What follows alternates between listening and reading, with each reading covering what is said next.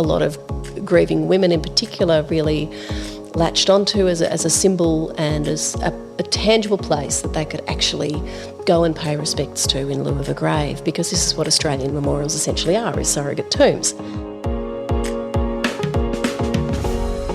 Welcome to Afternoon Light, the podcast of the Robert Menzies Institute, hosted by Georgina Downer.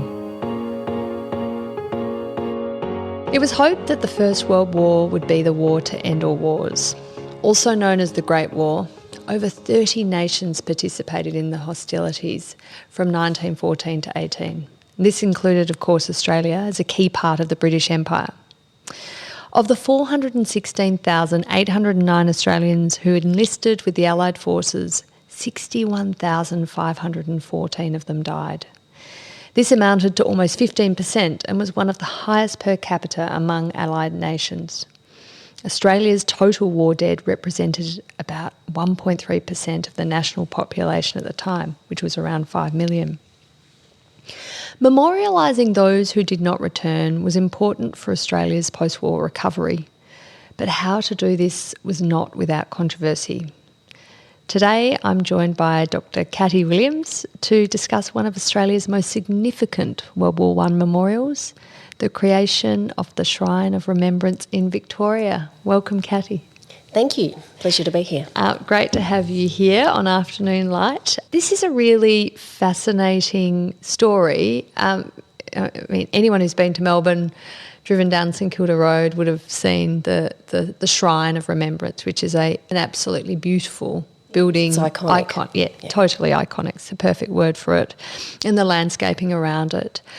But it wasn't just sort of erected by the government and without sort of a process, was it? I mean, no. This is a really interesting story and a story, I guess, with these great buildings that was representative of the way we did things at the time, wasn't it?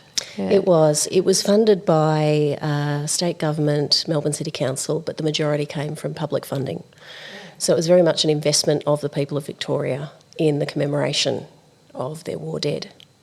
That's amazing. You can't imagine a public building these days being funded by just members of the public, aside by force through their taxes. So that sort of sense that you are personally contributing to something that... Well, you're personally contributing. As you said, the sheer scale of involvement was massive. Of the Victorians who died during the First World War, it was 1 in 5. So in a sense, you're not only contributing to community thanks and a community project, but you're also commemorating your own family member or friend. So it was a huge, huge project at the time. It was profoundly, profoundly important for the people of Victoria.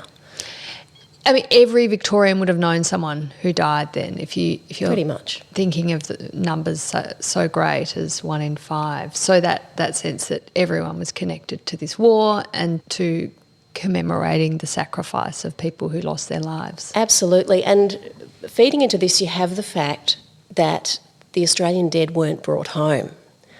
So all of the dead lay overseas. And this is a fundamental part of the Australian nature of war grief during the First World War and the Second World War, is the dead weren't repatriated. There's this real sense of distance and of absence. So it's something that's been discussed and evaluated by several historians, including Bart Zeno, Bruce Skates, amongst others. It had a profound effect on the Australian experience. Can you describe the process that the Victorian Government and Melbourne City Council went through to decide on this process to get the public funds and then, of course, the architectural competition? I mean, how did they go about this? Well, discussion about the War Memorial was occurring sort of throughout the last years of the 1910s and certainly in the immediate aftermath in the 1920s. And there were lots of ideas put forward. Ideas sort of ranged from a purely utilitarian memorial, so, for example, a hospital or a school, something that would benefit the people of Victoria and be a fitting way to commemorate the dead. Others believed very strongly it should be non-utilitarian, which is the memorial we ended up with, i.e. something that was purely symbolic, something just with that sole purpose that was not going to detract from the memorial component. It's interesting, isn't it? I mean, I think of in Adelaide, there's War Memorial Drive where they have, famously the tennis. That was obviously named for that purpose. It is utilitarian. It's a road, but there are hospitals that are the Memorial Hospital, and they're obviously with the title of those buildings, or public infrastructure. They are commemorating the war dead, but it isn't necessarily a place where you go for reflection, is it? No, it's not. And you get that sort of tension coming through in these arguments at the time. And interestingly, they come through very much in arguments post-World War II as well, particularly when you then have these enormous World War I memorials that were built. I mean, the Shrine is one example. After World War II, they held a competition to design a memorial forecourt that abuts the memorial but doesn't detract. The Shrine was still incredibly powerful and had such a hold on the public imagination that when it came to commemorating World War II, the Shrine was considered to still be that one memorial, but the forecourt was added to augment the structure and to further facilitate ceremony. For that, for that Second World War. Exactly.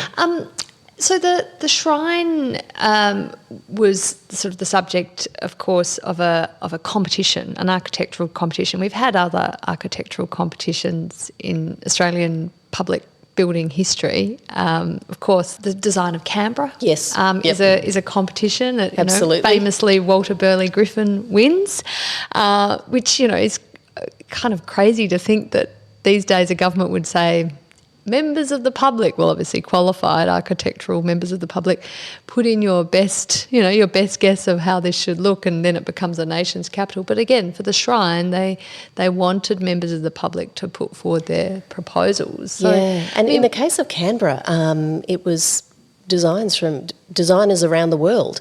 With the Shrine, it was for Australasians. So they were very specific about that, very specific, yes. Yeah. It wasn't limited to people who had served. Some other memorial competitions within Australia were, but it was specifically for Australians or British citizens resident in Australia. Do you know why it was thought of to be good practice to have open competitions like this? Well, it stopped. It sort of stopped collusion. It stopped preconceived ideas. It allowed the people who were sponsoring the monument to actually, or the structure to actually get the best design, to get them a range of ideas. They may have some preconceived notions. Of course, they were going to have preconceived notions, but to get a range of ideas and to be able to see what was the best solution for the cost. And the other thing too is the Institute of Architects became quite involved with helping to administer or oversee, rather, the conditions of competition to make sure that these were equitable and these were fair. That's fascinating. Another design competition that comes to mind, of course, is the flag. We have an open competition to design the Australian flag, and I think there were certainly leanings towards the sort of ensign that ends up adopting. But so it wasn't exactly. It was an open competition, but it was slightly pre-cooked in a way. But it is fascinating, and I guess rather than say going out to tender for an architect and then sort of through consultation getting the design created and builders selected, you are basically saying, we're saying we've got this much money to play with. Yeah. These are our conditions. It needs to have this, this and this. And in some instances you might get, for example, for Canberra is a sterling example of the Australian War Memorial in Canberra. They said it needs to have an internal space on which the names of the dead are written. So inscribed on the walls.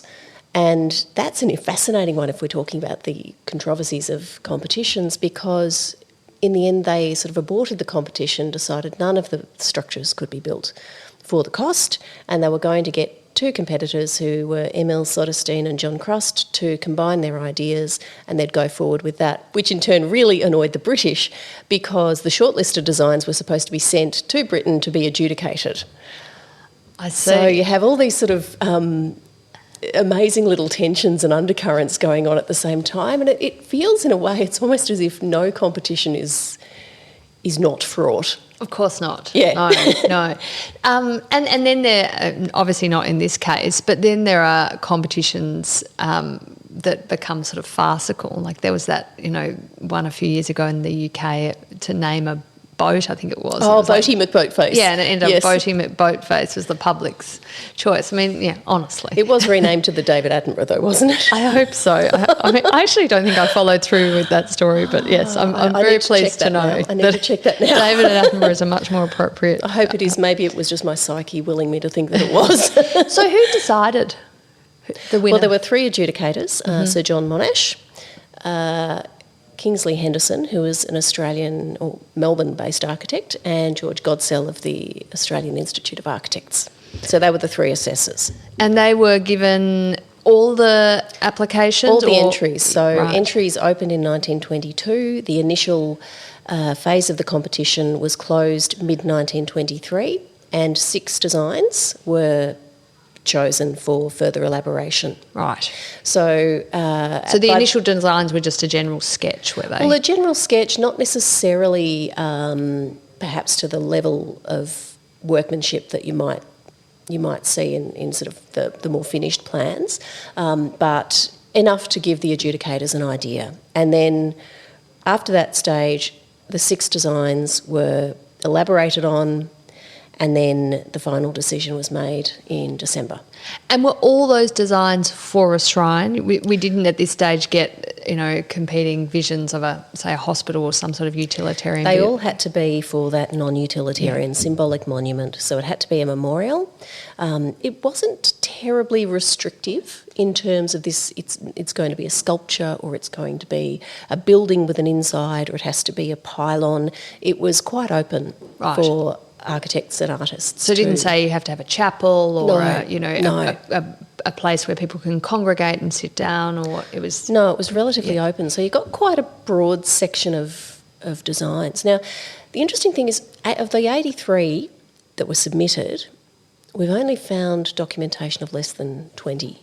So I have seen an extensive review of the competition which describes very briefly each entry, but it doesn't actually state whose entries they were. And you don't get to see the original sketches? No, you don't get to see the original sketches. So it actually is necessitated, researching this topic has necessitated quite a lot of detective work, and it's been really, really, really engaging and fun. And So the result of our research was an exhibition which is currently still on at the Shrine of Remembrance, and which closes on the 28th of July this year. And my co-curators, Dr. Laura Carroll and Neil Sharkey, and I sort of went off on a detective path to try and find as many competitors for this competition when we didn't actually have a list of competitors. So it was quite a search, but the sheer fact that we managed to find anything is really, really quite amazing. The 83 entries that were submitted, so they weren't listed in the newspaper. Was there a bit of a following in the media? They were exhibited at Melbourne Town Hall after the, I think it was from January or February 1924.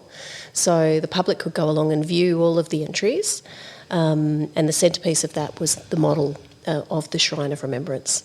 But we don't have... And that was the winning model? That was the winning model. But in terms of visual documentation, there might have been one or two little pictures that were published in the architectural press or in the newspapers, so we've been through and sort of combed through everything.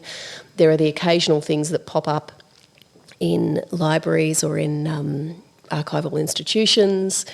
But it's really an ongoing detective work of even sitting down and thinking, okay, we don't have a list of architects, but who was likely to have entered this competition? Yeah. So your research actually really focuses on one of the losers of the competition, which is interesting in itself. And of course, there's sort of a controversy around that. But before we get on to the winners and the losers, can you describe the site? I mean, we know people will know the site, but what was there before and why was it selected? Well, the site was known as the Grange, and it's in a direct access with Swanson Street. So as as we know, if you stand, even if we walked out onto Swanston Street here, just looked straight down, you could see the shrine at the end. And that sort of raised area of land was known as the Grange, and St Kilda Road curves around it. And it forms sort of a high point right near Government House, and its views could take in, certainly before the real estate was built up around it, could take in across the bay. So sort of a high point, visible from the city, highly visible as you enter the city from the south, which a lot of people did. That's, again, something that's a bit different to think about is how we approach the city now. And certainly for those people who are arriving by sea, as the Anzacs did, departed and came home by sea, that site is something that they would see.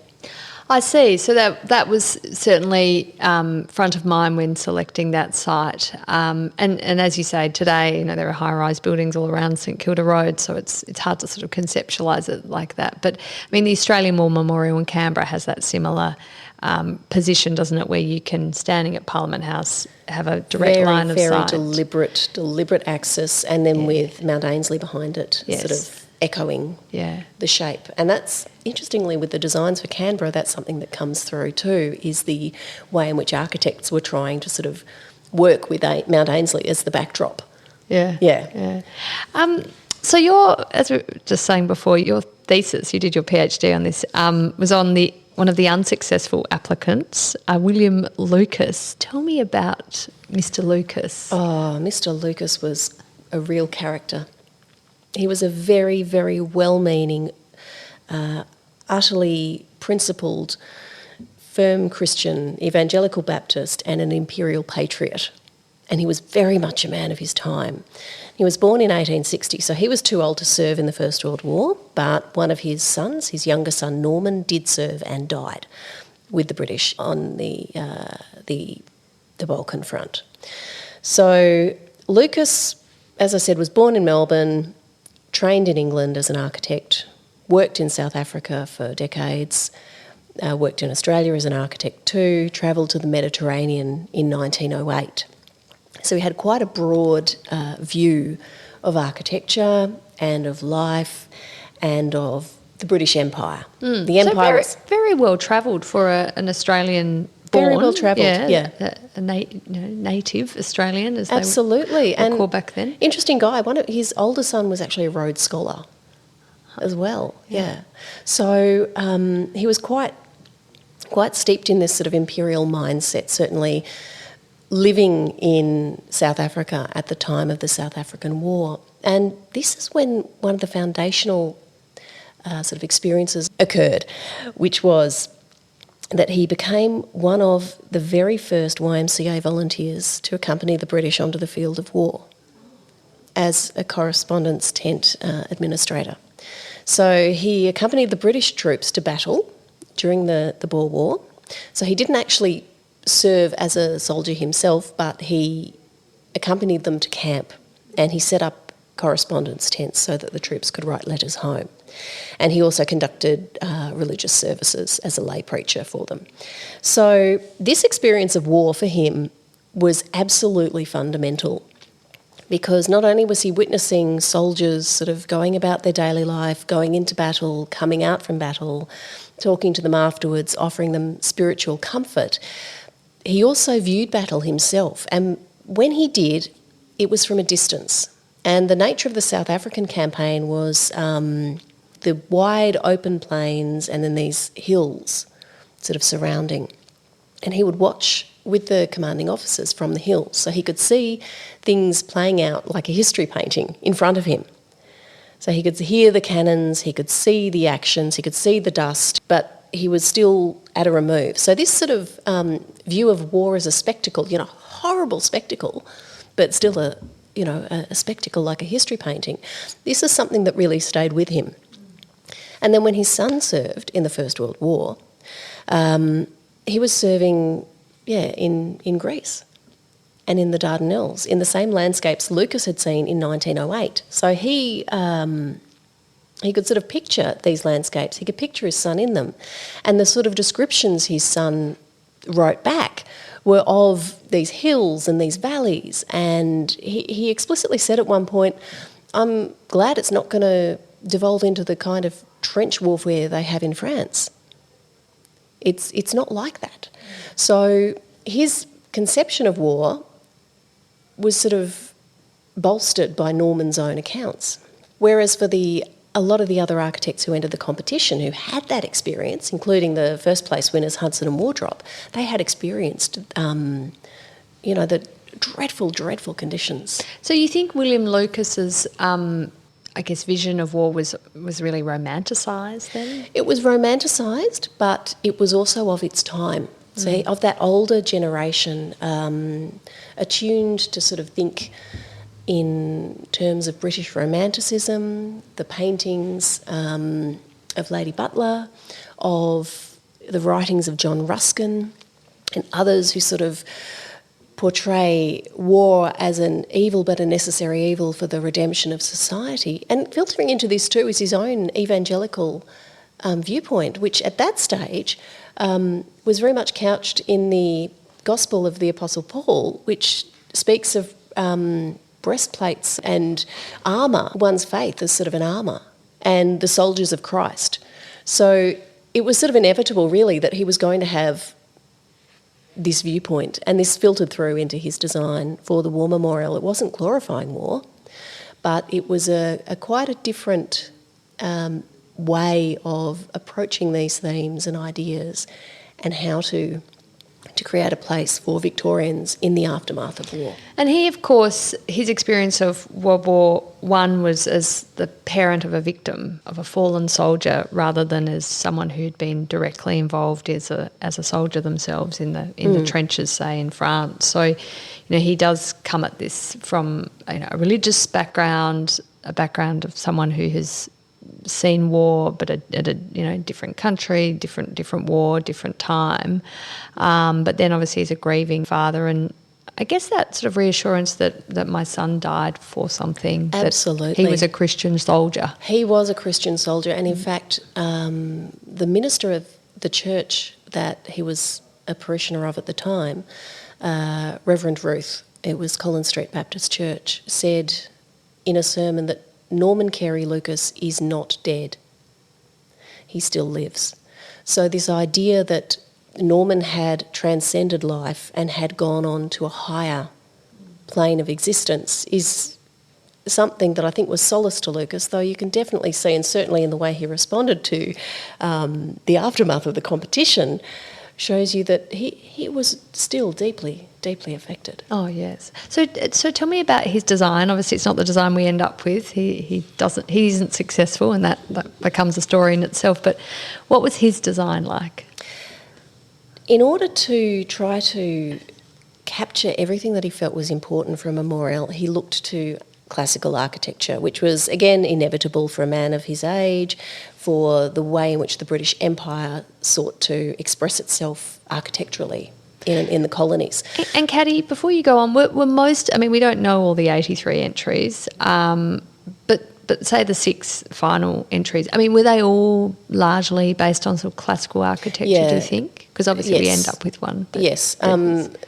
Some more so than others, but there are these sort of leitmotifs of columns and so forth, or even just the aesthetic of a more severe stripped mass than something far more ornate and flowery. You do have these visual leitmotifs, I said, sort of reoccurring. What Lucas specifically did is look to his own experience of the Mediterranean, and he sought to create an ancient theatre. This is quite interesting because it takes us back to 1919 when Harold Desbrouanier, who was a prominent Melbourne architect, was putting forward the idea of an Arch of Victory or an Arch of Triumph to be erected across Swanston Street, down near where Flinders Street is.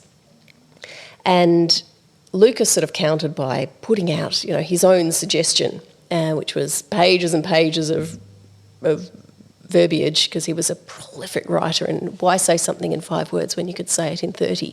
He was very keenly discursive.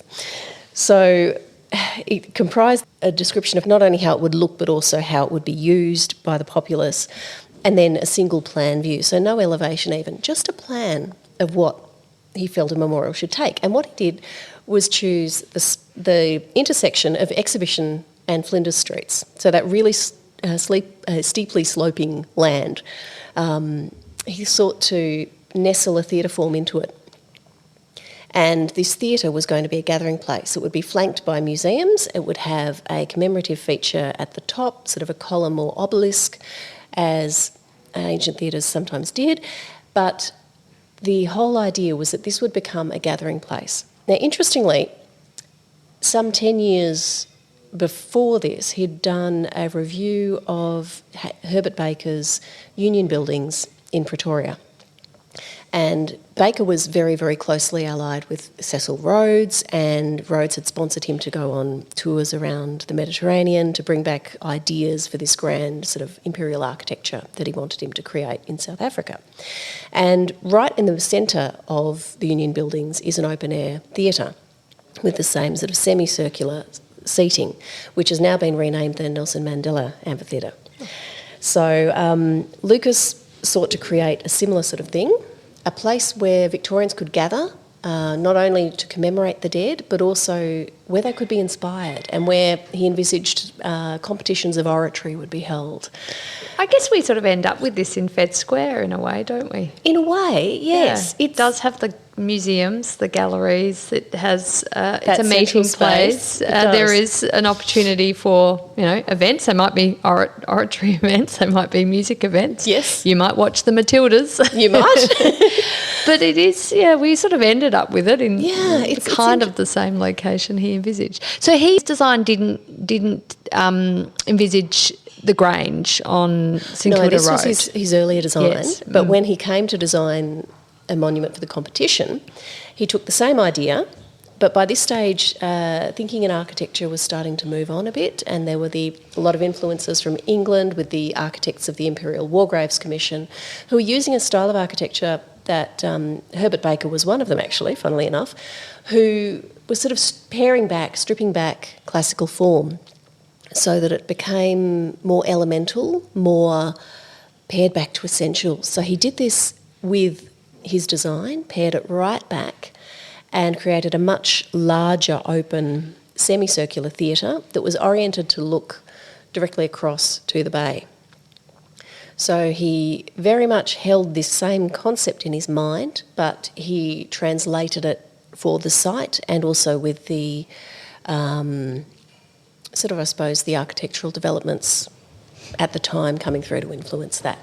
And his design ends up as one of the final six. One of the final six. Sir John Monash and the others would have examined. Exactly. And they obviously didn't choose it, but what was their response to it? Do you know, or are those records they lost? Liked it enough. Yeah. Those records are lost, but they liked it enough to place it second. Oh. And it is dramatically different from the shrine. Yeah. It is so different. Lucas summed it up in his review of the competition as no doubt. Yes. A brief discourse.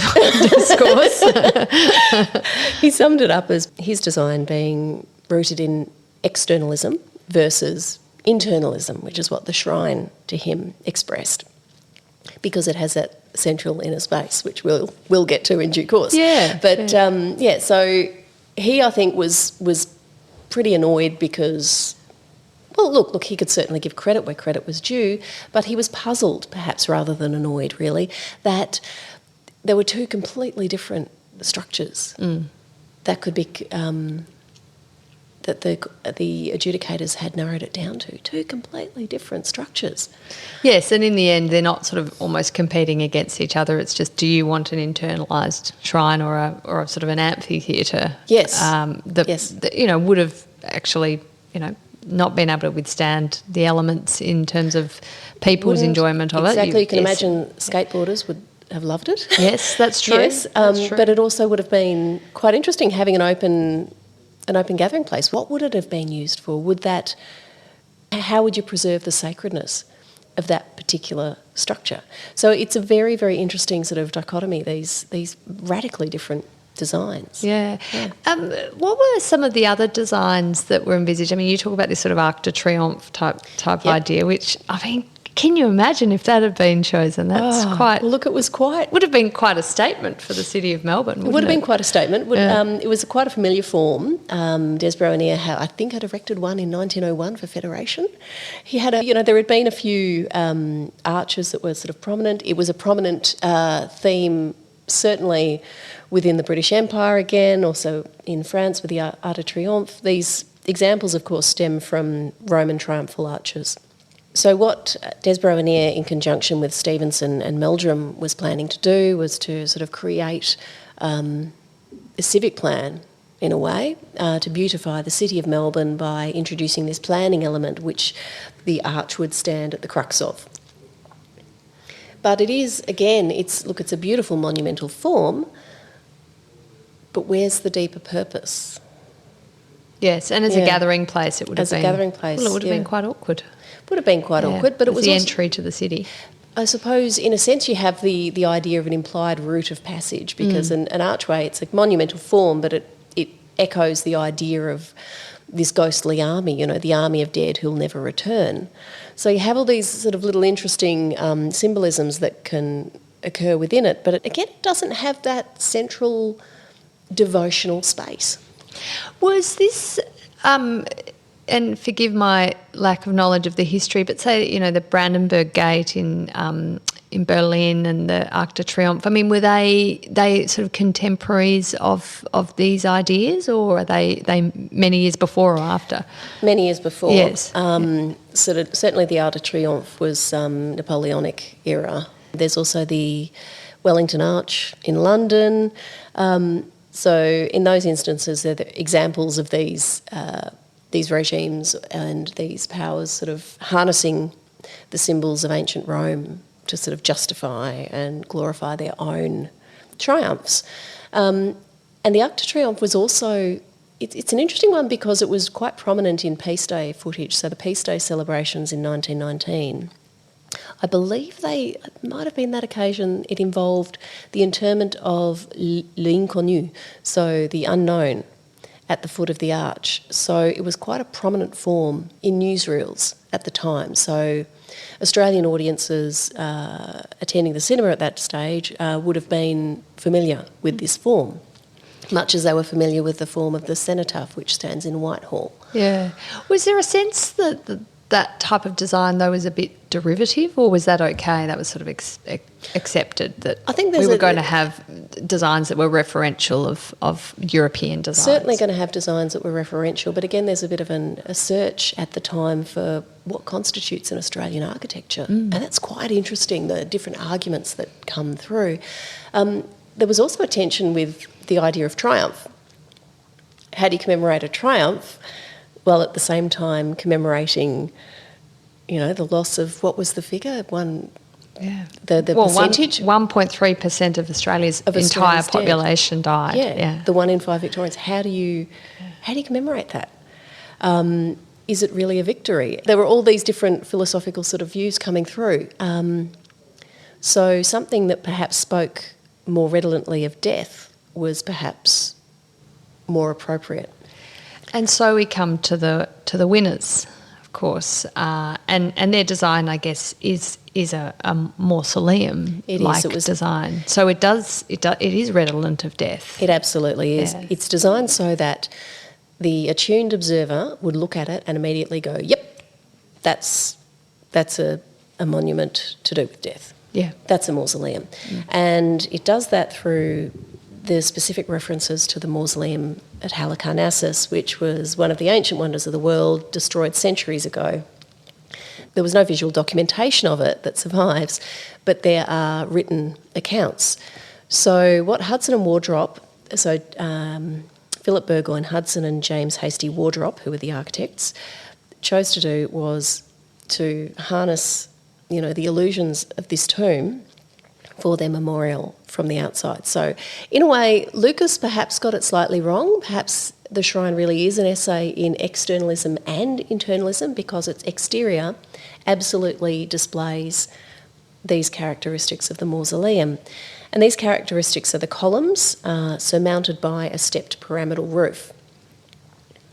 So tell me a bit about the two architects, Hudson and Wardrop. Hudson is from New Zealand, isn't he? And that was allowed in the terms of the competition. And Wardrop is an Australian, is that right?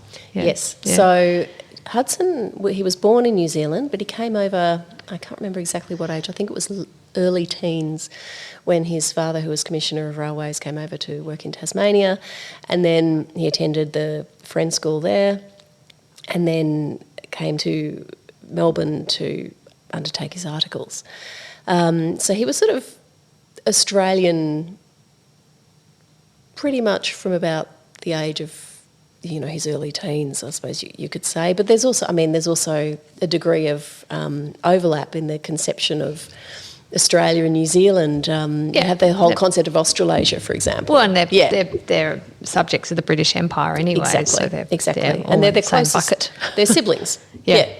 In that sort of imperial sense, they're siblings. So Hudson was, I think he was born in 1887. Wardrop was slightly younger, and they both trained in Melbourne. And Wardrop was quite interesting in that after his training, he went to America. He travelled on the same boat as Percy Meldrum, who was one of the, as we've already heard, he was one of the other entrants. And he travelled around America for a bit, then went to England, and he actually came back to Australia in 1915 and enlisted. Hudson's family story is quite tragic. His sister was an army nurse in India, and his two younger brothers both enlisted and died on the Western Front. And Hudson was actually serving on the Western Front in roughly the same location, though not in the same unit, as his youngest brother when he got the news that he had died. So there's a letter that he wrote home to his wife saying, I can't believe I was less than a few miles away from him when he died. So he brought that experience when he came home, which is another sad story. His wife became ill. He requested several times to be allowed to return, and it took John Monash's intercession to allow him to return home to care for his wife. But then when he came home via South Africa, he caught the Spanish flu, ended up in hospital in South Africa for a while. So it was, some months after the armistice before he eventually returned home. And Wardrop, meanwhile, Wardrop was a signaller. He did the same job my own grandfather did in the First World War, and I actually had this fantastic experience meeting the grandchildren of both architects.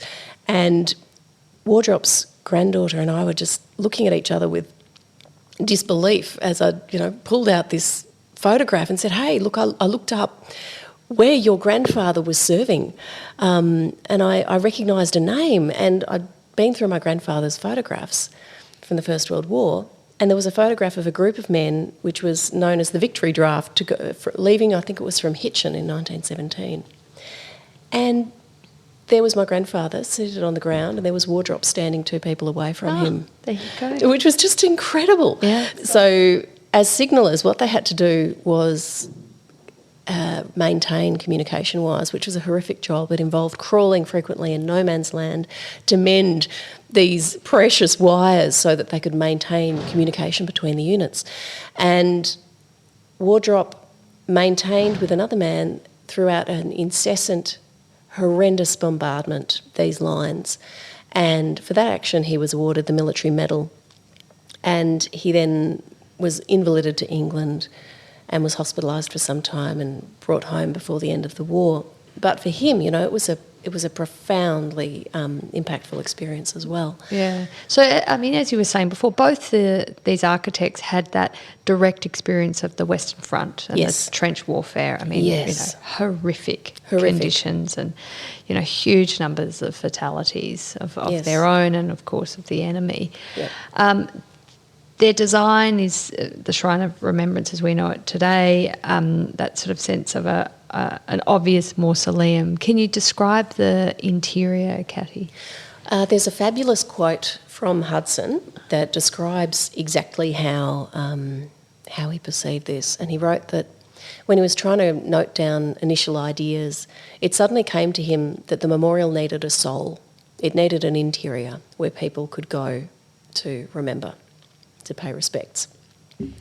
So what they did is, if we come back to this idea of absence and distance that we were talking about right at the very start of this session, what they did is create an interior space that plays on this idea of absence. So you have this stone of remembrance, not an actual grave, but a stone of remembrance set into the floor, beneath floor level, so that you have to actually look down to see it. So you're enacting, as you approach it, all the cues that you would in order to view a grave.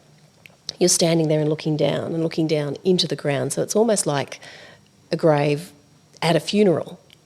And then while this is happening, you have this ethereal light filtering down from above through a glassed ceiling, and you also have this stepped roof, which is a sort of in a little perspectival shift. It's actually much steeper than it appears from the outside. So it starts lower, and you get this sort of lengthening vertical effect, which sort of draws your gaze up from the stone and then right up towards the light. So you get this transformative sort of experience within. And that, I really believe, is the essence of the shrine, and that is that symbolic power. And I think that's what got it over the line, really. The fact that it allowed this space, that not only can the memorial be approached, as part of a public pilgrimage, and not only can you have a collective commemoration and act of remembrance within the sanctuary, but it's also intensely personal. And it's something that's withstood the test of time, really. You don't have to have a family member. You could be, your family could have participated in a conflict against Australia. You could be, someone who's a relative newcomer to Australia. It doesn't matter who you are. You can still it just taps into something. Yeah. The building itself sort of provides a platform for a very spiritual experience. Absolutely. Lucas was not happy that he lost the competition. He obviously came second, and that's, almost there but not quite. Must have been very painful, and coupled with the grief, of course, at his son's loss, or the loss of his son. What he took issue with Hudson and Wardrop's design quite severely and publicly. Can you explain the basis for that and what he did? Yes, look, he did not take it well, and he's got a really bad rap as a sore loser, but I don't, it's not as simple as that. It's nuanced. Again, he'd lost his son. He also had an unshakable sense of principle, and he believed that the shrine was plagiarised. And he had a few different models that he drew on for this. There were two designs he initially looked at that had been recently published in the press, and he thought, look, this is very, very similar to those. But then in his writings, he describes a fellow architect who unfortunately remains nameless. I'm still trying to figure out who it might have been. Took him aside and said, look, you've got to look at these particular designs in this particular issue of this particular American journal in the Public Library of Victoria. So he toddled off to the State Library and looked at these designs, and lo and behold, wow, they're really similar. Very, very similar. But it's not plagiarism. So I looked at this exhaustively, and what it is there's a clue that's given in Hudson's mention of Bernier's reconstruction of the mausoleum, which was by a French architect who was schooled in the Beaux-Arts tradition, which infiltrated architectural thought within France, but also within America, and also to a degree within England.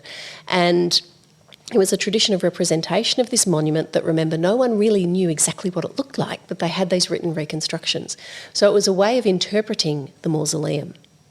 And the way in which the pedagogy of the École des Beaux-Arts operated was learning by example. So you have, in essence, generations of architects who look at the examples of previous architects for how to design and how to emulate them.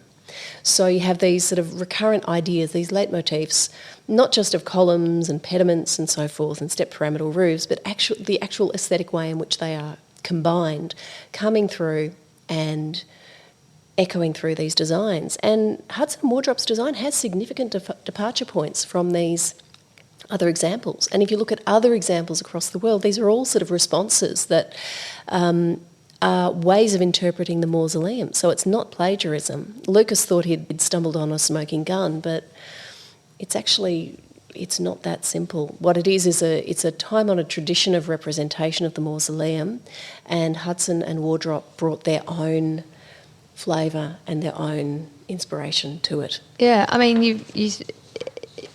you've got him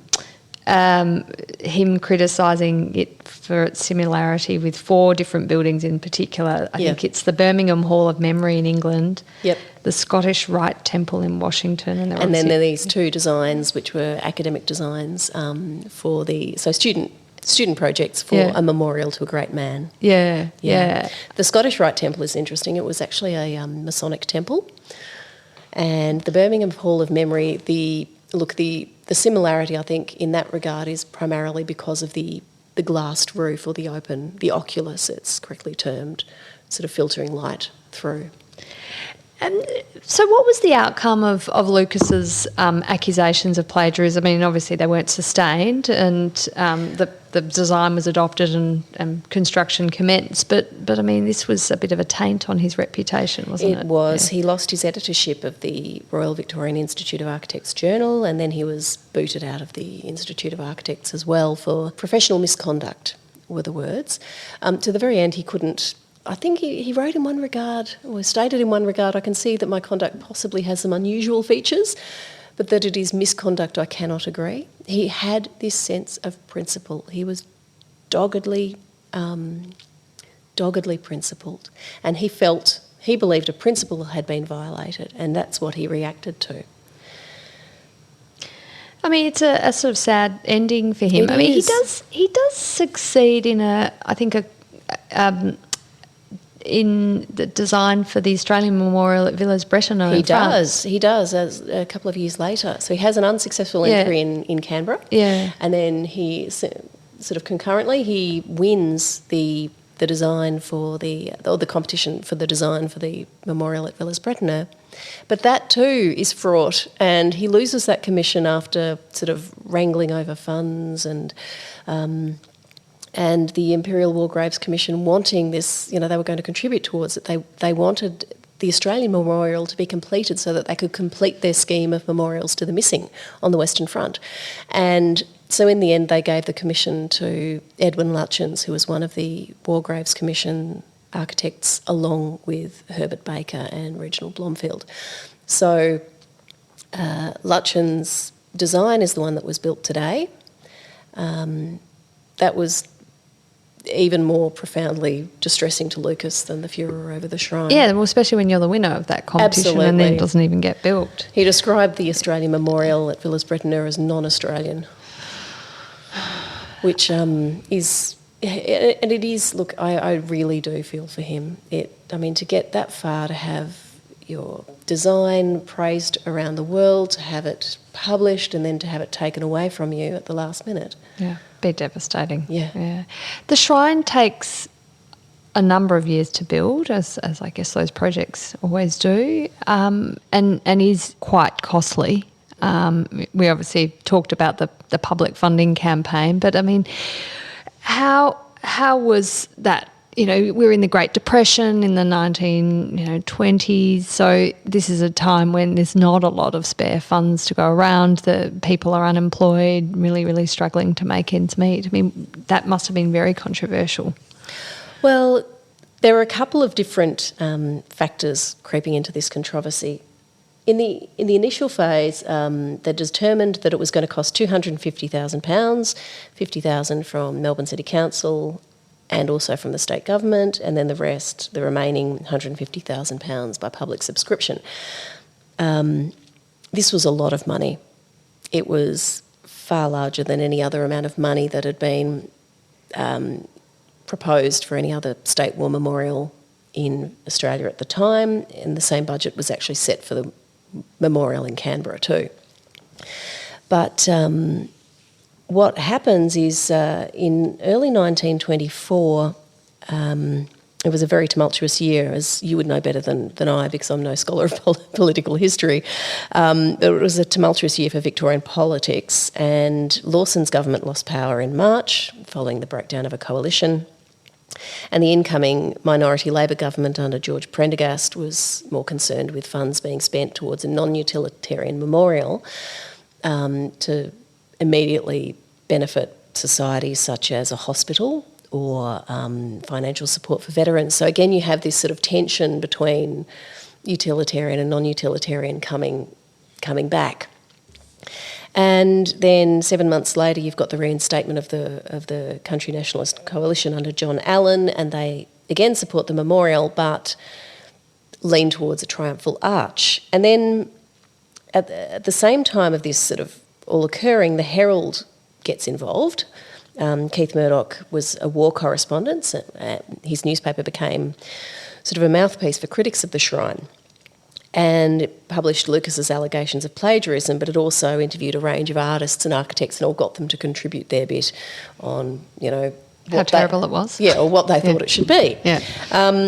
There's a story that this whole controversy with the newspapers arose because The Age broke an embargo by describing the design before. The agreement was that the photographs were only going to be published on a particular date, and then the Age wrote a piece about the design, not actually publishing the photographs, but published it before they were supposed to. This is the story. I still have to verify various bits. So that was sort of, for a while, seemed to be the accepted explanation as to why the Herald spoke out against the shrine. It's all really interesting. They went so far as to issue a plebiscite in February 1924, asking whether or not respondents were in favour of the shrine or not. And the figure given was 94% of respondents didn't want a shrine. So this is all happening again in the background, along with all of the political changes and changes of view over expenditure. And in this sort of vacuum of action, a temporary cenotaph was erected outside Parliament House, which a lot of grieving women in particular really latched onto as a symbol and as a tangible place that they could actually go and pay respects to in lieu of a grave, because this is what Australian memorials essentially are, is surrogate tombs. And then there became a lot of discussion around the idea of creating an Anzac Square outside Parliament House. But John Monash stepped in April 1927. He addressed an Anzac Eve dinner. Legacy was already on board, and he made a speech to the RSL stating that the shrine was the only memorial worthy of the men, and there were various VC winners and returned servicemen stationed around the room, and they all rose in orchestrated applause, and there was no looking back. And the foundation stone was laid in 1927, towards the end of the year. There was still uncertainty about funds, but Monash again spearheaded a huge campaign, and an enormous amount was raised. The full amount was raised. Wow. Even school children sort of, putting in their pennies. One of my aunts who served in the WAF in World War II remembered putting her money in. But yes, it was at a time of depression and at a time when people are struggling, at a time when returned service people are struggling. Would it have been built today? That's another interesting question to sort of chew over, but it has stood the test of time. Yeah, and today, what do you think it stands for Victorians and for visitors from around the country and overseas? Well, I think it's there certainly seems to be a renewed interest in Australian history and in military history, not necessarily from the military standpoint, but from the social history standpoint of just this incredible traumatic foundational experience that the sheer impact on Australian society, and as people sort of looking back going, wow, I wonder what that really was like. And in order to provide sort of a greater context for more modern viewers, there have been recent developments which aim to sort of interpret the experience. The galleries of remembrance, for example, Ashton Raggett McDougall's various sort of designs for that have sort of allowed for a reinterpretation, and they provide not only really sympathetic sort of enhancements, but they also allow visitors the opportunity to sort of understand, to sort of get a bit more context to what they're actually viewing, to try and understand. Yeah, and it has evolved in what it commemorates too. I mean, we've had World War II, as you say, there was an addition made then, but there's been other wars, many other wars Australia's been involved in. Exactly, and we're also more aware now of the profound impact of war, of the profound, not just the physical scars, but the emotional, psychological scars. Well, Dr. Katti Williams, thank you so much for joining me on Afternoon Light. What a fascinating discussion on how we came to have the Shrine of Remembrance, the controversies over its building and design, of course, but its continuing meaning and presence in Victorian life, and I think Australian life too. So it's been an absolute pleasure to have you on. Thanks so much. It's been wonderful. That's it for this week's episode of Afternoon Light, the podcast of the Robert Menzies Institute. Please make sure to subscribe and catch up on our latest online content on our website or on Twitter, LinkedIn or Facebook.